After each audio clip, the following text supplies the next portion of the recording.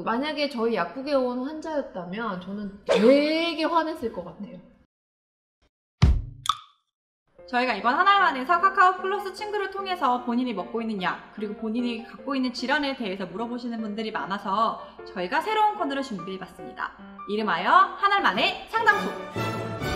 사연을 받았어요. 어떤 분이 자기 먹는 약이랑 건강기능식품이랑 가지고 이렇게 먹어도 될까요? 혹은 어떤 걸 더 먹어야 될까요? 맞아요. 은근히 그런 분들 약국에 많이 해요. 저희 동네에서 제가 일을 할 때는 할머님들이 이렇게 나 이만큼 먹어 하고 더 줘.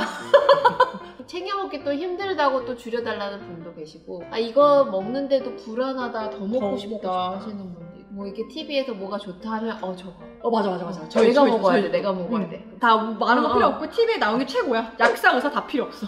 TV가 최고야. 그러면 한번 그분의 사연을 한번 들어볼게요. 네. 일단 먼저 상태를 알아야지만 이야기를 할 수 있잖아요. 안녕하세요. 저는 30살 먹은 일반인이고요. 제 병력을 말씀드리자면은 밤에 잠을 잘 못 자고 공황 관련해서 정신과 상담을 받고 있어요. 그리고 체중 감량의 보조 개념으로 가르시니아를 복용하고 있고요. 음주는 되게 자주 하는 편인 것 같습니다. 주 4일 정도 하고 있습니다. 그래서 저는 여러 가지 약하고 영양제를 많이 먹고 있는데 제가 약을 잘 먹고 있는지 한번 평가 좀 해주셨으면 좋겠습니다. 살을 빼려고 뭐 약을 드시는데 술자리 일주일에 4번 하시는 분이시죠? 되게 이중적이신 분이에요.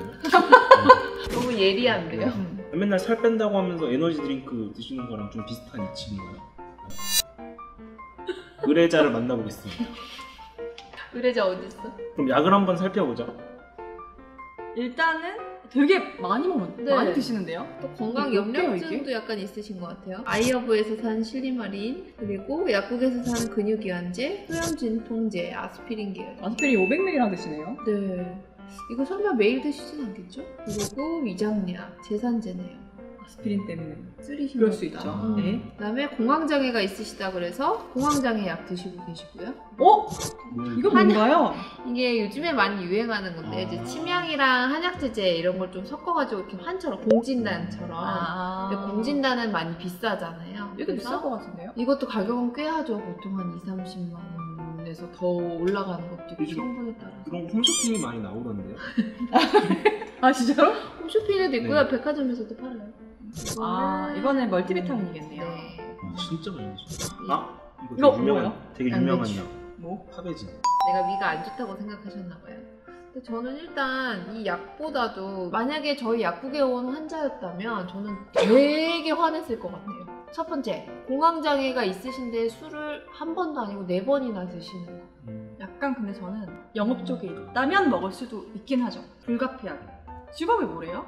회사 대표라고 하시던데? 30인데 대표예요? 네, 그 지금 스타트업 대표 하시는 분인 것 같은데. 그럴 수 있겠네요. 근데 공황장애가 저는 좀 시급할 것 같아서. 그래서 우선적으로 결론부터 말씀을 드리면 불필요한 약은 좀 빼셔도 될 것 같아요. 어떤 약 빼야 될까요? 우리 서로 빼는 거 한번 얘기해볼까요? 그럴까요? 저는 그냥 먹어야 되는 것만 딱 말씀드릴게요. 이 공황장애 약으로 지금 드시는 게 에스시탈로프람정. 이건데 이 약은 빛에 민감하기 때문에 그래서 통도 보시면 차광통으로 돼 있어요. 그래서 혹시나 하나씩 갖고 다니실 때도 차광 봉투에 꼭 넣어 다니셔야 돼요. 그리고 두 번째로 드셔야 될 거는 이제 이런 공황장애가 있으신 분들은 또 비타민 결핍이 올 수 있기 때문에 이 비맥스정은 꼭 드셔야 되고요. 왜 공황장애가 비타민 결핍이 올 수 있는 거예요? 약 때문에 올 수도 있고요. 약이 흡수를 저해를 하고 대사에 영향을 미쳐서. 그리고 이런 증상이 있으신 분들은 대부분 식사를 좀 잘 거르기 마련이에요. 그리고 식사도 일정하지 않고. 두 번째로는 음주를 일주일에 4번이나 하신다고 저는 했어요. 그 말하고 싶었어요. 네. 음주를 많이 하시는 분들의 대표적인 증상 중에 하나가 간이 너무 이 술 해독하는 데만 쓰니까 그에 따라서 영양분 흡수하는 데 영향을 받을 수가 있는 거죠. 일단 이 두 가지는 꼭 드셔야 될 것 같고, 굳이 여기서 하나를 더 꼽자면 저는 실리마린 이 밀크시슬 제제기는 한데요. 사실 이분은 이거를 아이허브에서 구매를 하셨어요. 근데 저는 그게 조금 걸리네요. 왜요? 왜냐면 아이허브의 이 제제만 봐서는 함량이 어떤지, 이게 허가를 받은 건지, 또 정확한 이 성분의 각각의 함량이 어떤지를 몰라요.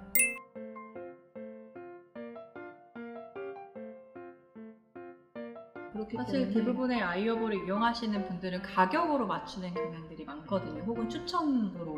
가격이 싸다고 좋은 건 아니니까. 맞아요. 그래서 특히나 약이나 건강기능식품을 드실 때는 검증된 제품으로 제대로 된 것을 드시는 게 오히려 더 건강을 해치지 않는 길인 것 같아요. 근데 사실 실리마린 제제아까 그 멀티비타민에도 있었잖아요. 들어있기는 한데 양이 좀 적어요. 이분은 술을 많이 드시는 분이기 때문에 좀 충분하게 과량을 드실 필요도 있다고 생각을 해요, 저는. 근데 아까 네, 지금 그렇게 말씀하신 게 간에 뭐 작용을 하는 약품인가요? 아, 네네네. 간 기능을 도와주는 성분이 있다고 알려져 있는 뭐 실리마린 제제나 오르데오시폴리.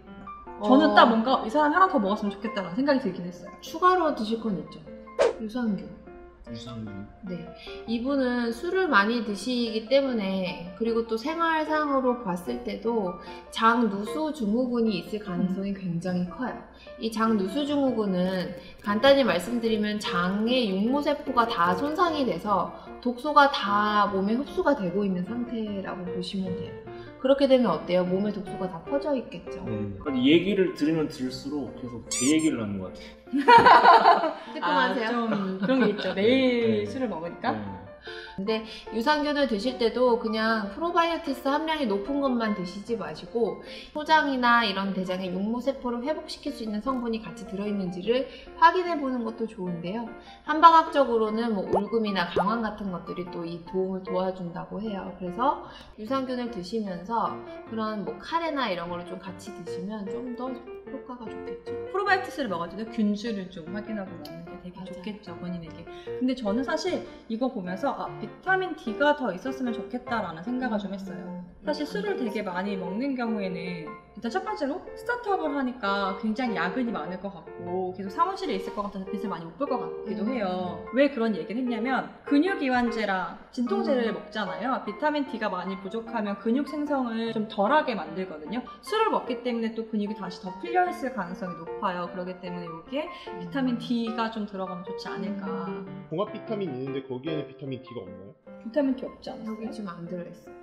여기는 보통 비타민 B군이 좀 고함량으로 들어있는 제제예요. 종합 그래서- 비타민이라고 해서 모든 게 다 들어있는 있다. 건 아니에요. 근데 약해요. 천하이. 수치로 보면 어느 정도 있어야지 그래도 비타민 D가 효능을 발휘한다라고 보나요? 보통 검사를 해봐야 정확히 알겠지만 한국인들의 대부분은 비타민 D 결핍인 사람이 대부분이에요. 거의 두더지와 같대요. 아, 밖에 잘 안 나가서요? 그런 것도 있고 사실 음식 자체에서 비타민 D를 바꿀 수 있는 성분 자체가 많이 빠져 있어서 우리나라 같은 경우 거의 80~90%가 네. 거의 두더지와 같은 수준이라고 하더라고요. 이렇게 1000IU 정도 드시면 저는 한 3~4천 정도만 더.